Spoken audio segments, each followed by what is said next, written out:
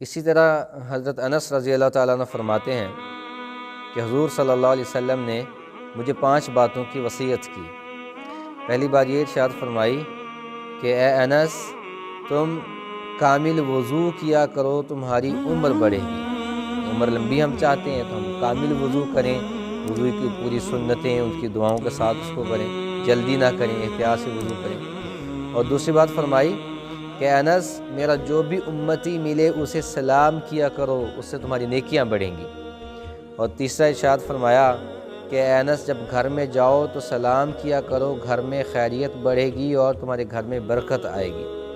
اور چوتھا ارشاد فرمایا کہ انس، چاشت کی نماز کو لازمی پکڑو کہ تم سے پہلے جتنے بھی لوگوں کو اللہ کا قرب نصیب ہوا، وہ اللہ کے قریب ہوئے، وہ چاشت کی نماز پڑھنے والے تھے۔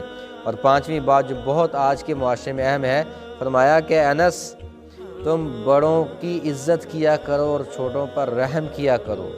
بڑوں کی عزت کرو گے، چھوٹوں پر رحم کرو گے تو جنت میں تمہیں میرا ساتھ نصیب ہوگا۔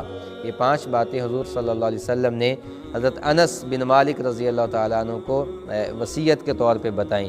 تو یہ اس میں ایک ہمارے لیے پہلو یہ بھی ہے کہ اگر کوئی چھوٹا بڑے کے پاس جاتا ہے یا کوئی کم علم والا صاحب علم کے پاس جاتا ہے تو اس کے وقت کو قیمتی بنائیں، یعنی اسے کوئی نہ کوئی نصیحت کریں، کوئی دین کی بات بتائیں، کوئی وصیت کریں کہ اس کو اگر سننے والا اپنی عملی زندگی میں لے کر آتا ہے تو اس کی زندگی خوبصورت بن جائے۔